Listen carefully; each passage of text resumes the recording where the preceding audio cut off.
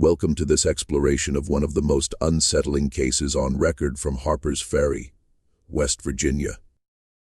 Before we proceed, I'd like to invite you to share in the comments where you're tuning in from, along with the precise time you're hearing this narration. We're curious to learn which places and what hours of the day or night these documented stories reach.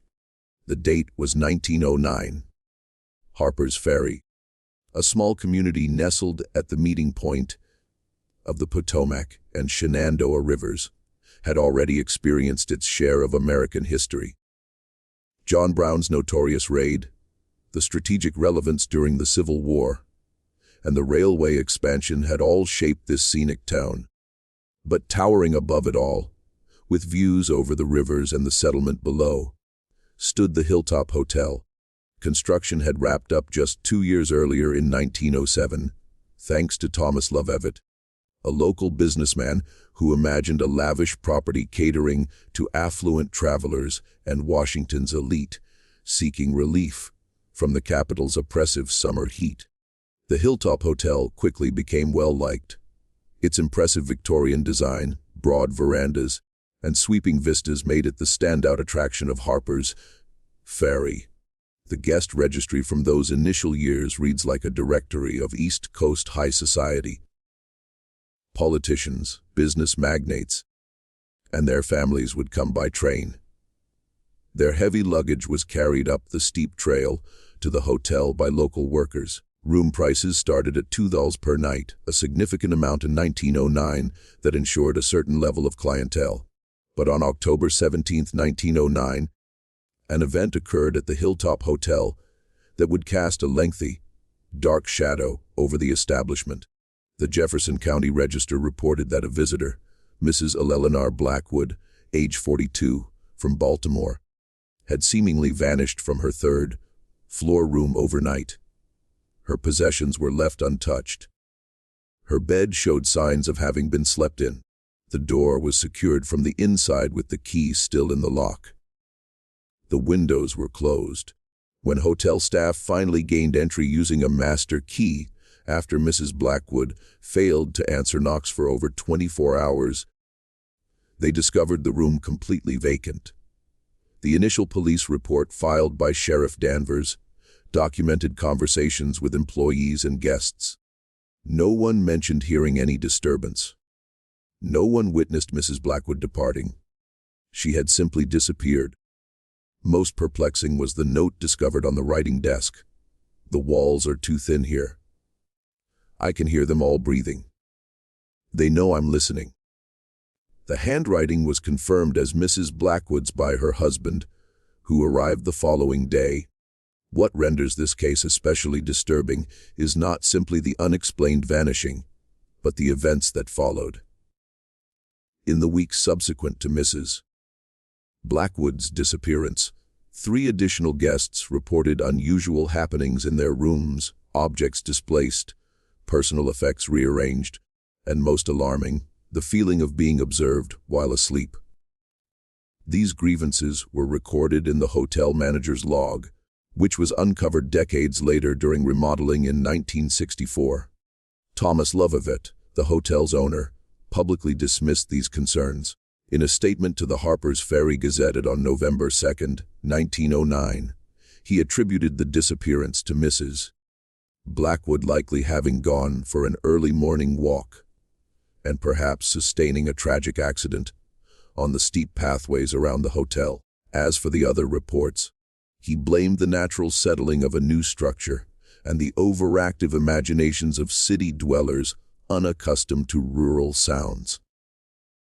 The Blackwood case was never resolved. No remains were ever discovered. The local authorities, with limited resources and knowledge, eventually archived it as an unresolved mystery. Mrs. Blackwood's husband went back to Baltimore, and operations at the Hilltop Hotel carried on. At least, that's what the official records suggest. But the Hilltop's difficulties were only starting. What comes next is an account assembled from hotel ledgers, newspaper articles, personal letters, and interviews conducted between 1910 and 1968. when the last thorough investigation into the hotel's past was abandoned under mysterious conditions. The Hilltop Hotel in 1909 represented the peak of Edwardian luxury in the American countryside. Electricity had been installed, a novelty for the area, though most rooms still included gas lamps as a backup. Heavy carpets from Philadelphia lined the corridors, softening footsteps. The dining room, featuring crystal chandeliers and expansive windows, offered 3 formal meals each day. Guests dressed for dinner. Chamber music was performed on Saturday evenings. Employees wore crisp uniforms and were instructed to remain nearly invisible, present when required, but otherwise keeping a respectful distance. The typical guests were families like the Pendletons from Richmond, who stayed for 3 weeks every summer, or the Whittakers from Philadelphia, who came annually for the autumn foliage. There were the frequent business travelers like Mr. Hoffman, a textile buyer who consistently asked for room 212, and politicians seeking respite from Washington's scrutiny. The hotel register from summer 1909 lists no fewer than 3 senators and a Supreme Court justice among its visitors. Room service was offered around the clock. The night porter, James Miller, kept a small kitchen on the ground floor, where he could prepare light meals and hot beverages for guests returning late from the town's minimal nightlife or arriving on the midnight train from Washington. Yet, underneath this facade of respectability and opulence, something at the Hilltop Hotel never felt entirely right. Former staff members interviewed decades later mentioned cold spots in certain corridors, especially the West Wing's 3rd floor. Housekeepers requested to work in pairs when cleaning rooms 307 through 312. The hotel's ledgers indicate an unusually high turnover of night staff compared to other establishments of similar size and standing. Margaret Wilson, who worked as a housekeeper from 1908 to 1911, told the Jefferson Historical Society in a 1953 interview, "There was nothing you could specifically identify, just a sense that someone was standing behind you when you were alone in a room. The way items would be slightly shifted when you turned your back. We didn't discuss it much among ourselves. Mr. Love didn't appreciate gossip, and jobs weren't easy to come by. Thomas Loveavett himself kept separate living quarters in town, rather than residing at the hotel, as was typical for proprietors in that period." When asked about this by the Harpers Ferry Business Association in 1910, he cited a wish to maintain professional separation from the operation. But personal correspondence between Love and his brother, discovered in 1967 in the attic of Love's former home, indicates another reason. "I cannot force myself to spend another night beneath that roof. The sounds after midnight are not those of guests or settling timber." What's notably striking in these early accounts is the lack of concern. The strange occurrences were observed, even recorded, but accepted as mere oddities rather than warnings. The Hilltop Hotel continued operating at nearly full capacity. Its reputation grew, and then came the spring of 1910. On the evening of April 23, 1910, a severe thunderstorm swept through Harpers Ferry. Power lines were brought down, roads flooded. The Hilltop Hotel, being the tallest structure in the vicinity, was hit by lightning not once but 3 times. According to the weather station records, the building itself sustained only minor damage, a testament to its sturdy construction, but the hotel's electrical system was completely ruined. For 3 days, the hotel operated by candlelight and oil lamps. Most guests chose to shorten their stays and return to Washington or Baltimore, but 12 guests remained, either unable or unwilling to travel in the poor weather that persisted throughout the week. Among these remaining guests was Dr. William Sawfield, a psychiatrist from Johns Hopkins University, who was staying at the Hilltop while researching Civil War trauma cases in the area. Dr. Sawfield kept a detailed journal which his daughter donated to the Johns Hopkins Archives in 1946. His entries from April 24-27, 1910 describe what occurred during those dark nights at the Hilltop Hotel. April 24th, the storm continues unabated. Candlelight creates the most unsettling shadows in these high, ceilinged rooms. Mrs. Lovevett, the owner's wife, has taken charge in his absence. She seems unusually tense, constantly checking that doors remain locked after sunset. When I asked about the reason, she merely stated that the wind sometimes blows them open. There is something in her manner that suggests she is not being entirely forthcoming. April 25th awoke at 3:17 a.m. to what sounded like scratching within the walls, not the scurrying of rodents, which would be understandable in a building of this age, but methodical, almost deliberate. 3 scratches, pause, 3 scratches, pause. This continued for approximately 20 minutes before stopping. At breakfast, I mentioned this to fellow guest Mrs. Carrington. She turned quite pale and excused herself from the table without finishing her meal. April 26th. The hotel feels increasingly confined as the storm prevents even brief walks outside. At dinner, only 8 of the 12 remaining guests appeared. Mrs. Love explained that the others were feeling unwell and had meals sent to their rooms. Young Thomas, the bellboy, appears particularly affected by the atmosphere. I observed him refusing to deliver a tray to the 3rd floor, instead convincing a maid to go in his place. When questioned, he whispered, "They're listening behind the walls up there."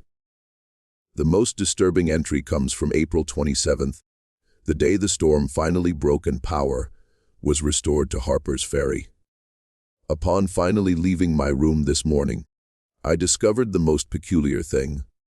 A line of small objects had been placed outside my door during the night. A thimble, a pocket watch stopped at 3:17, a child's marble, a room key, not to my room, and a woman's hairpin. The items were arranged in a perfectly straight line, precisely equidistant from one another. None of the staff admit to placing them there. Mrs. Carrington is nowhere to be found this morning. Her room is empty, bed unslept in. Mrs. Love insists she must have left early, but her luggage remains. Mrs. Carrington, identified in hotel records as Beatrice Carrington, age 39, from Philadelphia, became the second documented disappearance from the Hilltop Hotel. Like Mrs. Blackwood before her, she vanished without taking her belongings. Unlike Mrs. Blackwood, there was no note, no explanation, and no mention in any local newspaper. The only official record of her stay is the hotel register and a single line in Sheriff Danvers' duty log. Inquiry at Hilltop Hotel, already missing guest. Matter resolved as guest departed early, but Mrs. Carrington never returned to Philadelphia. Her husband filed a missing persons report on May 3, 1910 then. The investigation never connected her disappearance to the Hilltop Hotel. Instead, authorities in Philadelphia focused on her husband as the primary suspect, though no charges were ever filed due to lack of evidence. What happened during those dark nights in April 1910 marked a turning point for the Hilltop Hotel. Within weeks, staff began to resign. Guests reported being assigned to different rooms upon arrival than those they had reserved. All was being moved away from the 3rd floor west wing. Thomas Lovevett hired a new hotel manager, Augustus Hargrove, who implemented strict new policies. No guests to be left alone in the hotel at any time. Minimum staffing of 3 employees overnight. All 3rd floor west wing rooms to be used for storage rather than guests. These measures were presented publicly as service improvements privately. In a letter to his brother dated June 17, 1910, Lovevett wrote, "The changes have stemmed the tide for now. No further incident since we sealed off that section. Hargrove suggests we renovate completely, tear down walls to bare studs. The expense would be ruinous, but I fear the alternative may be worse." That renovation never took place. Instead, the hotel continued operating with certain rooms permanently unavailable to guests. For a while, this compromise seemed to work. The years passed. The Hilltop Hotel maintained its reputation as the finest accommodation in Harpers Ferry. World War I came and went. Prohibition transformed the hotel's celebrated bar into a tea room that nevertheless continued serving alcohol in coffee cups to trusted guests. Through it all, the third-floor west wing remained closed. Its rooms used to store furniture, linens, and the accumulated detritus of hotel operations. Staff continued to avoid the area when possible. Housekeepers refused to enter alone. Maintenance was performed only during daylight hours and always by pairs of workers. These precautions became simply the way things were done at the Hilltop, passed down from experienced staff to new hires without detailed explanation. From 1910 to 1926, no unusual disappearances were recorded at the hotel. The sealed rooms seemed to contain whatever presence had disturbed the establishment. But the hotel's guest registers from this period, preserved in the Jefferson County Historical Archives, show a curious pattern. Guests who stayed in rooms directly below the sealed section often checked out earlier than planned. Their reasons, when noted, were invariably vague. Family emergency, business matter requiring attention, sudden illness. The hotel's financial records from this period show a gradual decline in profitability despite steady occupancy rates. Maintenance costs increased dramatically year over year, with particular emphasis on plumbing and electrical work in the central and western sections of the building. A notation in the 1922 expense ledger reads, "Replaced ceiling room 2 on 12, water damage from above. Source unidentified as third, floor rooms unoccupied and pipes shut off." Thomas Love's personal diaries from these years, discovered in 1964 during the estate sale following his granddaughter's death, reveal a man increasingly obsessed with the hotel, yet reluctant to visit it. Entries mention weekly meetings with manager Hargrove, always taking place in Love's town office rather than at the hotel itself. His last recorded visit to the property was for a Christmas staff dinner in 1918, which was held in the detached carriage house rather than the main building. One particularly revealing entry from February 1924 reads, "Hargrove reports the sounds have returned. Guests in 214 and 215 complained of conversations overhead despite those rooms being vacant. I've authorized additional soundproofing. We cannot afford another incident. Not after Blackwood and Carrington. Certainly not after what happened to Miller." This reference to Miller, presumably James Miller, the night porter mentioned earlier, is the only indication in any record that something may have happened to him. Employment records show he ceased working at the hotel in November 1911, but no reason is given. No death certificate exists in Jefferson County records. No further mention of him appears in any known document until this cryptic diary entry 13 years later. The precarious equilibrium at the Hilltop Hotel ended abruptly in the winter of 1926. On the night of January 17th, a date that would later prove significant, a fire broke out in the hotel kitchen. The blaze was quickly contained and extinguished before it could spread beyond the ground floor. No guests were injured. Property damage was minimal and limited to the kitchen and adjacent storage areas. The event would have been a mere footnote in the hotel's history, if not for what the fire revealed. When Fire Chief Walter Simmons conducted his inspection the following morning, he insisted on checking the entire building for any hidden hot spots that might reignite. This inspection included the sealed third floor west wing, which had not been properly examined in years. What Simmons discovered in room 309 was documented in his official report, though that report was quickly classified and removed from public records. A copy was discovered in 1967 in a sealed envelope in the personal effects of Sheriff Raymond Lewis, who had succeeded Danvers in 1922. Simmons's report describes entering room 309 to find it not in use for storage as expected, but furnished as if for a guest bed made with fresh linens, towels in the bathroom, even a carafe of water on the nightstand. Most disturbing was the guest book on the writing desk, open to a page filled with names and dates. The names included Eleanor Blackwood and Beatrice Carrington, alongside dozens of others, some matching known missing persons cases from across the eastern seaboard. Beside each name was a room number and date, all within the Hilltop Hotel, all from the previous 16 years. The final entry in this macabre guest book was dated January 17, 1926, the very night of the fire, with the name Augustus Hargrove, the hotel's manager. His body was discovered hours later in the basement coal room, an apparent suicide. The official cause of death was recorded as asphyxiation, though certain details in the coroner's report suggest he may have been dead before the fire started. The discovery in room 309 prompted a more thorough search of the sealed wing. Behind a false wall in room 311, investigators found a collection of personal items belonging to missing guests: jewelry, watches, wallets, combs, even a child's toy soldier. Each item was meticulously labeled with a name and date corresponding to entries in the guest book. Most chilling was the collection of hotel uniform buttons, name tags, and personal effects belonging to staff members who had supposedly resigned over the years, including James Miller's pocket. Watch still at 3:17. The investigation that followed was brief and oddly superficial.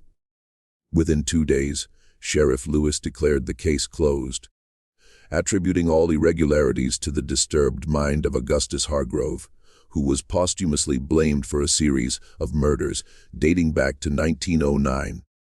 This hastily drawn conclusion ignored several obvious facts. Hargrove had not even been employed at the hotel when Mrs. Blackwood disappeared. The sealed rooms predated his management, and most significantly, some of the items recovered belonged to people who had vanished after being documented in other locations following their stay at the Hilltop. The Jefferson County Register published a short article on January 22, 1926 with a headline, "Hotel Manager's Suicide Reveals Disturbed Mind." The article made no mention of the guest book or the items found behind the wall. 3 days later, the newspaper printed a retraction even of this limited information, citing factual inaccuracies without specifying what they were. Thomas Levevitt sold the Hilltop Hotel in February 1926 to Eastern Hospitality Group, a company based in New York with no previous ties to Harpers Ferry. Love left town shortly thereafter, reportedly moving to Florida. No forwarding address was ever recorded. The hotel closed for renovations on March 1, 1926, with all staff dismissed with 2 weeks severance pay and strict confidentiality agreements, copies of which were found in 1968 in the Jefferson County Courthouse archives. When the Hilltop reopened in June 1926, it had been completely remodeled. The third floor had been reconfigured, with the west wing eliminated entirely and converted into an expanded attic space. Room numbering throughout the hotel was changed. New staff was brought in, none of whom had previously worked at the establishment. The hotel's past was quite literally papered over. For the next 3 decades, the Hilltop Hotel operated without reported incident. Its history from 1909 to 1926 faded from public memory, preserved only in scattered records and the fading recollections of Harpers Ferry's older residents. The hotel changed hands several times, eventually becoming part of a regional chain in the 1940s. Tourism to Harpers Ferry declined during the Depression and World War II, but rebounded in the post-war years as Americans took to the roads for vacation travel. In 1957, a young historian named Martin Crenshaw arrived in Harpers Ferry to research a book on the area's Civil War history. While examining property records at the county courthouse, he stumbled upon references to Sheriff Lewis's sealed files regarding the Hilltop Hotel. Intrigued by this footnote, Crenshaw began asking questions around town. Most longtime residents refused to discuss the matter. Those who did speak offered only vague warnings or quickly changed the subject. Undeterred, Crenshaw checked into the Hilltop Hotel in October 1957, requesting a room on the second floor, directly below where the sealed West Wing had once been. According to hotel records, he stayed for 3 nights before checking out suddenly, leaving behind several books and a notebook in his room. The notebook, preserved by a curious housekeeper who later provided it to investigators, contains increasingly agitated entries. October 12, 1957. The ceiling above my bed has a water stain that seems to grow larger each time I look at it. The hotel manager assures me there is no leak. When I asked about the 3rd floor above my room, he insisted it's just attic space. But I hear footsteps overhead at night.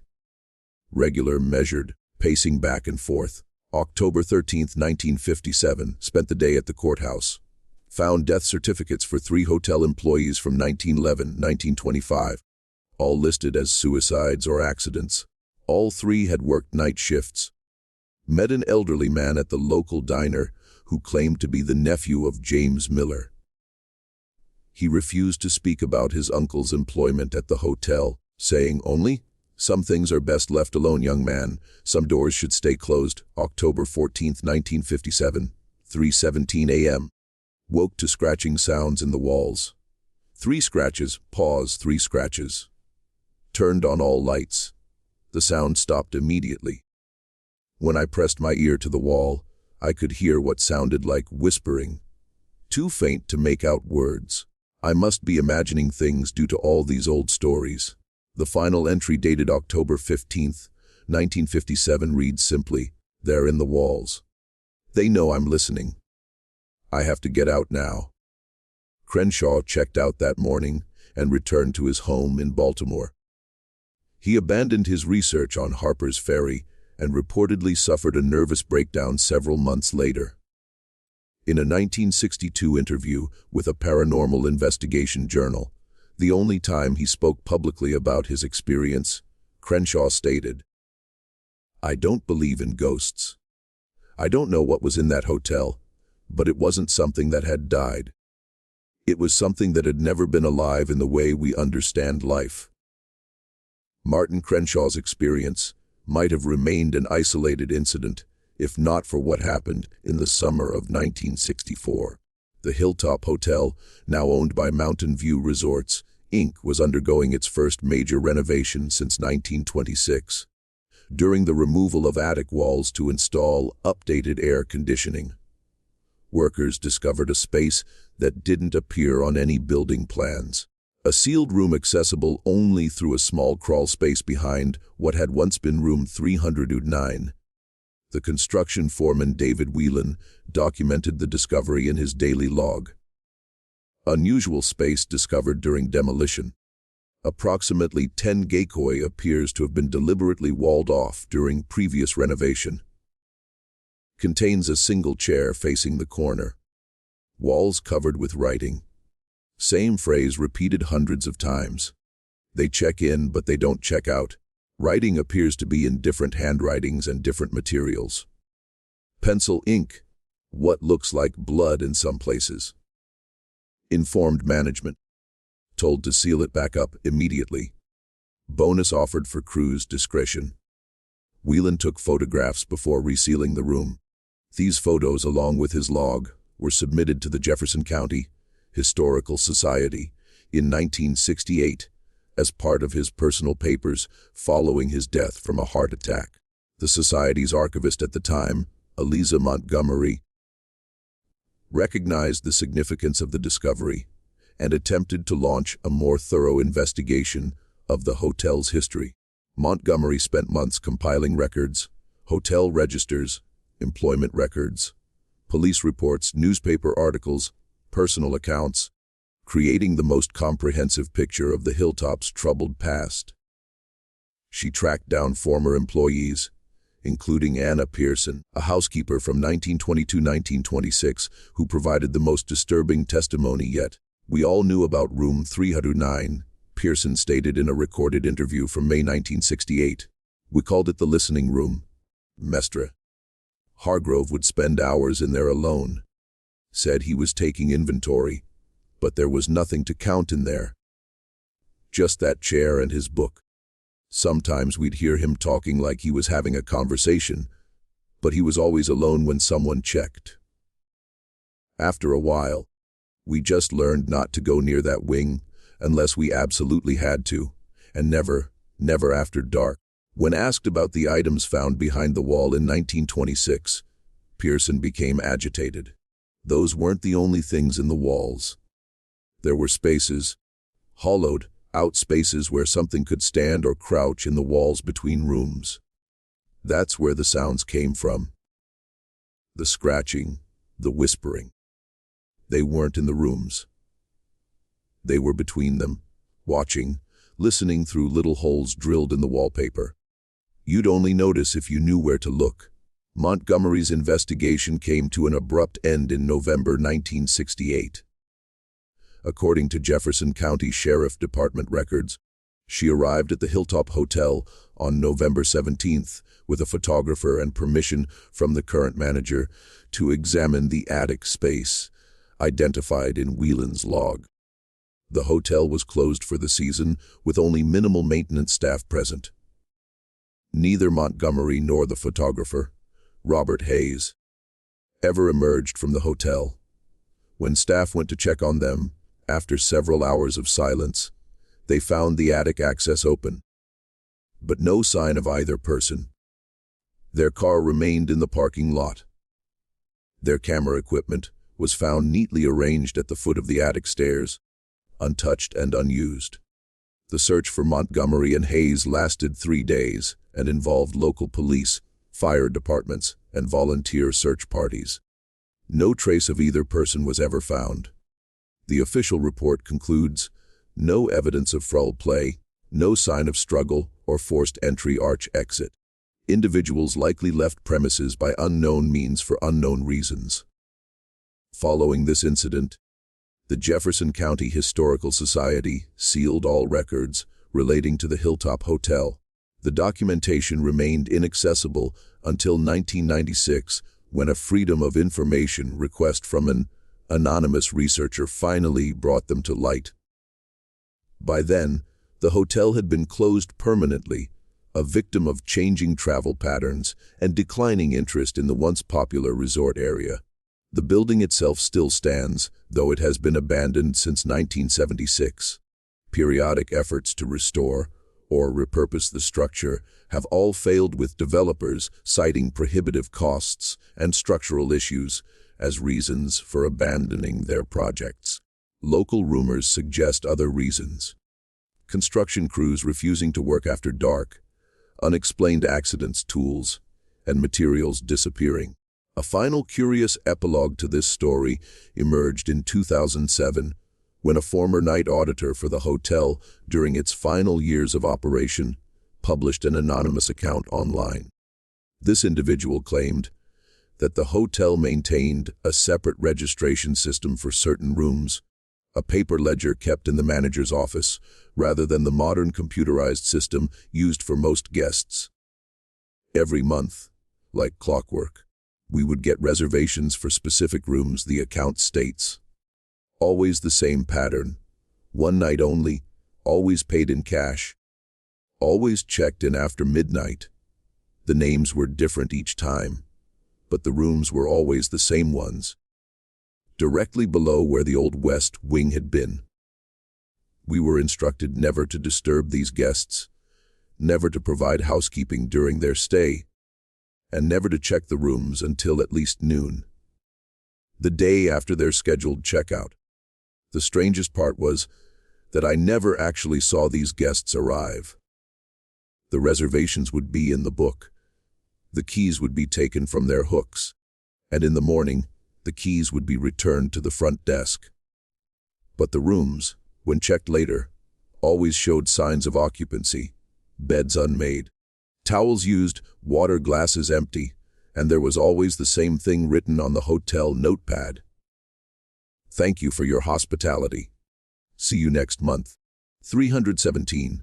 Whether this final account is authentic or merely another embellishment in the Hilltop Hotel's legend remains uncertain. What is documented, however, is that on the 17th day of each month from the hotel's closing in 1976 until at least 1988, someone placed a bouquet of dried flowers at the property's gate. Each bouquet contained the same composition: white lilies, black roses, and a sprig of rosemary for remembrance. The Hilltop Hotel still stands today, its windows boarded, its grandeur faded.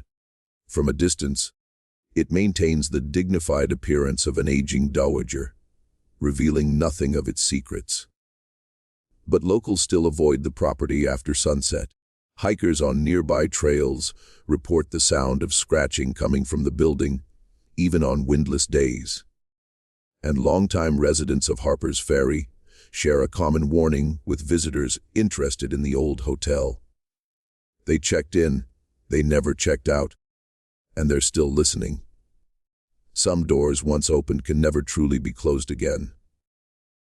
Some histories once forgotten find ways to be remembered, and in the walls of the Hilltop Hotel, something still waits, patient, attentive, and always listening.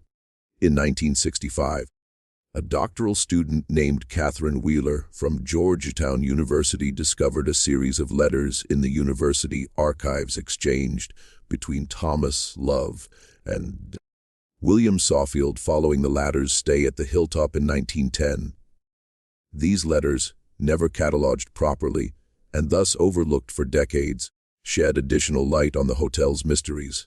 In a letter dated May 30, 1910, Sawfield wrote, "My dear Mr. Love, I must inquire whether you have given further thought to my observations regarding the acoustical anomalies in your establishment. As I mentioned during our conversation before my departure, the architectural configuration of the West Wing creates what might be termed whispering corridors, spaces where sound travels in unusual and potentially disturbing ways. This phenomenon, while scientifically explicable, could account for many of the unsettling experiences reported by your guests." Love's response, dated June 7, 1910, reveals a man grasping for rational explanations. "Your theory regarding the acoustic properties of the hotel's construction has provided much-needed peace of mind. I have consulted with an architect about modifications that might address these issues without requiring extensive reconstruction. In the meantime, we have implemented your suggestion about reclassifying certain rooms. I cannot thank you enough for providing a scientific explanation for what some of my more superstitious staff had attributed to less natural causes." But Sawfield's final letter in the sequence, dated August 12, 1910, suggests his scientific explanation was offered more as comfort than conviction. "I am pleased my acoustic theory has provided some reassurance. However, I feel compelled to add a word of caution. While architectural anomalies may explain some of what occurs in your hotel, they cannot account for all that I experienced during those dark nights in April. There are sounds that have no source, Mr. Love. There are whispers that form no words any human tongue has spoken. And there are things that listen from places where nothing should be able to hide. I will not be returning to the Hilltop Hotel. For your own well-being, I suggest you consider divesting yourself of the property entirely." Wheeler's discovery might have led to renewed academic interest in the Hilltop case, but her research notes end abruptly in November 1965. A notation from her faculty advisor indicates she withdrew from the university for health reasons and did not return to complete her dissertation. The final documented investigation into the Hilltop Hotel's history occurred in 1968, led by Professor James Latimer of Columbia University's Department of Paranormal Psychology. Unlike his predecessors, Latimer, approached the hotel's mysteries from a psychological rather than historical or supernatural perspective. His hypothesis, outlined in grant applications and research notes, was that the hilltop represented a case of location-specific mass hysteria, a site where suggestion and expectation created a cycle of perceived supernatural experiences. Latimer and 2 graduate assistants spent 5 nights in the hotel in August 1968, using early electronic equipment to record ambient sounds, measure temperature fluctuations, and document their own psychological responses to the environment. Their preliminary findings, submitted to the university in September 1968, indicated multiple anomalies that defied conventional explanation. Audio recordings from room 2 speaker captured whispered conversations that none of the research team heard during the recording session. Spectral analysis indicates at least 3 distinct voices speaking in what appears to be early 20th century American English dialects. Most phrases are unintelligible, but recurring statements include, "They're writing it down," "He can hear us now and 317 is coming." Temperature mapping revealed consistent cold spots in specific locations, all corresponding to spaces where walls between guest rooms would have contained plumbing or electrical chases. These temperature variations cannot be explained by ventilation patterns or structural features of the current building configuration. Most concerning are the consistent psychological effects reported by all team members. Sensations of being observed, particularly while sleeping. Vivid dreams featuring hotel corridors and rooms not present in the current building layout, and an increasing reluctance to enter certain areas of the hotel as the investigation progressed. Latimer planned to return in December 1968 with additional equipment and personnel. This return visit never occurred. Instead, the university archives contain a brief memo dated November 20, 1968. Hilltop Hotel Research Project terminated due to disappearance of local collaborator E. Montgomery and assistant R. Hayes during preliminary site investigation. All materials collected to be sealed pending review. The sealed records from Latimer's truncated investigation remained inaccessible until 2001, when they were included in a mass digitization of university archives. By then, Latimer himself had long since abandoned paranormal research, becoming instead a respected cognitive psychologist specializing in trauma and memory.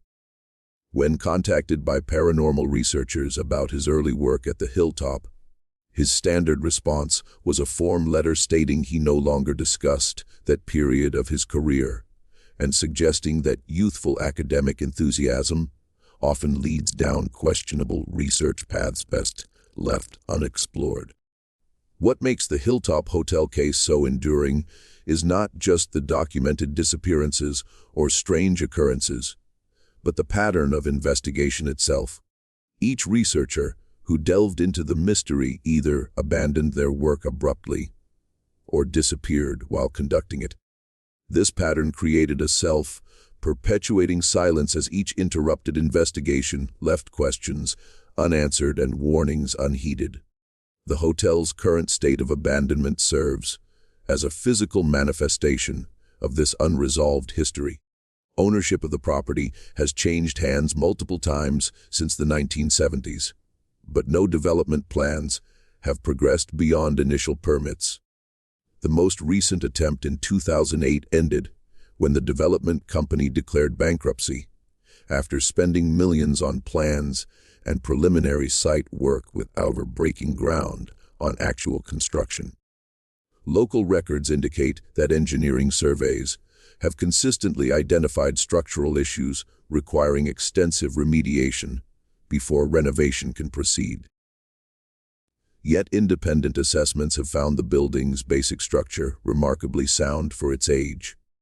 The stone foundation and main support beams show little deterioration despite decades of neglect.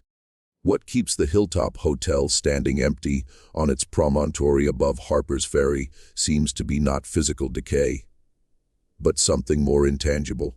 a reluctance to disturb whatever remains within its walls. As one local contractor put it in a 2010 interview with the Jefferson County Historical Society, some buildings want to be restored. This one doesn't. You can feel it when you're inside. It wants to be left alone with whatever it's keeping in there. Perhaps the most disturbing aspect of the Hilltop case is how effectively it has been erased from official history. Despite multiple disappearances, documented investigations, and decades of unexplained phenomena, the hotel rarely appears in books about America's haunted locations or paranormal hotspots. Local tourism materials mention it only as a historic hotel currently awaiting restoration. Online searches yield primarily architectural information and occasional references to its early prominence as a luxury establishment. This silence extends beyond public records to private conversations. Residents of Harpers Ferry, when asked about the hotel by visitors, tend to provide only minimal information about its current abandoned state. Some claim this reticence stems from concern about property values or tourism impact. Others suggest a more visceral reason. Speaking too much about the Hilltop seems to attract its attention. My grandmother worked there as a girl. One elderly resident told a local historian in 2012. She would never talk about it except to say one thing. What listens never stops listening. That's all she would say. Changed the subject if you ask more. Took whatever she knew to her grave. In a filing cabinet in the Jefferson County Sheriff's Department, there is a folder labeled simply Hilltop Ongoing. According to departmental records, this file has existed in some form since 1909, maintained through generations of sheriffs, despite official policies regarding case closure and record archiving. The current contents of this file are not publicly accessible, but former deputies report that it contains one consistent document, a monthly incident report, noting the date time, 3:17 a.m., and the simple entry sound check negative. This routine check conducted on the 17th of each month has no official explanation in departmental procedures. It is simply done, logged, and filed away. A ritual maintained for over a century by officers who often don't know its origin, but understand somehow that it must be continued. The final documented visitor to enter the Hilltop Hotel was urban explorer and photographer Daniel Merritt, who broke into the building in June 2014 to document its deteriorating grandeur. Merritt's photographs posted to his blog show peeling wallpaper. Elegant fixtures thick with dust and sunlight streaming through gaps in boarded windows. His written account describes a building frozen in time, preserved in its abandonment like an insect in amber. The last images in Merritt's photo series show the attic space, the area that had once been the third-floor west wing. The final photo, time-stamped 3:16 p.m., shows a narrow corridor ending at a blank wall with no visible door or access panel. The caption reads, "Dead end in the attic. Strange scratching sound coming from behind this wall. Probably raccoons or squirrels." There is no photo timestamp 3:17 p.m. Merritt's blog was never updated again after this post. His car was found in the hotel parking lot 3 days later. Like others before him, Daniel Merritt was never found. The Hilltop Hotel stands empty today, its windows like vacant eyes gazing down at Harpers Ferry. On quiet nights, locals say you can sometimes hear scratching sounds carrying on the wind. 3 scratches, pause 3 scratches, and if you listen very carefully, you might hear whispers too faint to make out words. But most people in Harpers Ferry know better than to listen too carefully. They know what happens to those who pay too much attention to the Hilltop Hotel. They know about the guests who checked in, but never checked out. And they know that something in that building is always listening, always waiting, always ready to make room for one more guest. The truth about what happened at the Hilltop Hotel remains buried in scattered records, sealed files, and the memories of those who disappeared seeking answers. Perhaps that's where some truths belong. Not forgotten, but not fully remembered either. A whisper rather than a shout, a scratching behind the wall rather than a door flung open. For some doors once opened can never be closed again.